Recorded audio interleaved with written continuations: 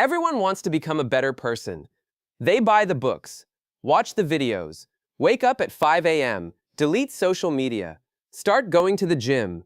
And for a while, it works. Until one morning, they hit snooze, skip one workout, eat one unhealthy meal, miss one opportunity, and suddenly they believe they've failed. But here's the truth. Self-improvement isn't a straight line. It's a psychological journey. And almost everyone quits at the same stage because they mistake discomfort for failure. Stage 1. The awakening.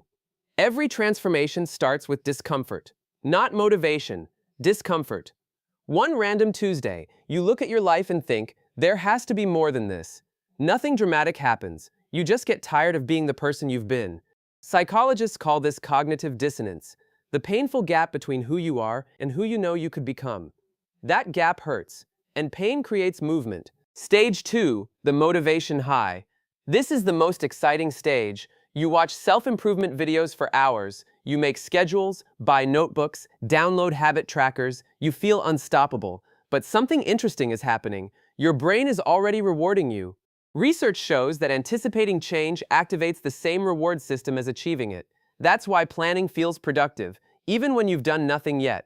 Most people stay addicted to planning because dreaming is safer than doing. Whoa. Stage 3, the identity fight.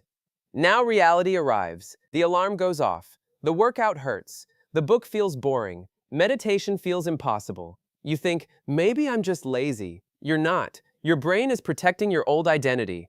For years, it learned comfort, predictability, safety. Now you're asking it to become someone new. Of course it resists. Every old habit whispers, come back, we know who you are. Stage 4, the invisible plateau. This is where motivation dies. You've been consistent for weeks, maybe months, but nothing feels different. You don't look different. You don't feel smarter. You don't feel happier. So you wonder, what's the point? This is dangerous. Because growth is invisible before it's obvious. Like water heating on a stove, it looks exactly the same until it suddenly boils. Most people quit at 99 degrees, never realizing they were 1 degree away. Stage 5, the relapse. You skip one day, then another. Your old habits return, and your inner critic becomes louder than ever. See, you never change. But relapse isn't proof you've failed. It's proof you're human. Psychology calls growth nonlinear. Your old neural pathways still exist.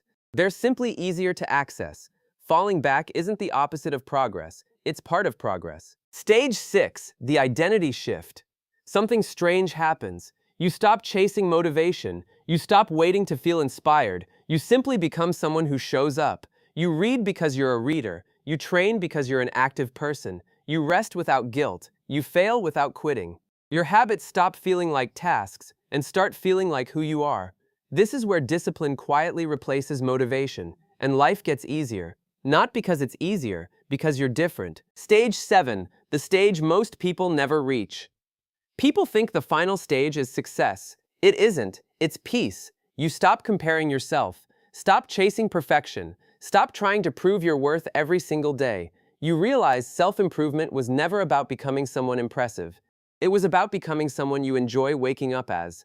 You still have goals. You still make mistakes. You still have bad days. But your value no longer rises and falls with your productivity. For the first time, you're growing because you love yourself, not because you're trying to escape yourself.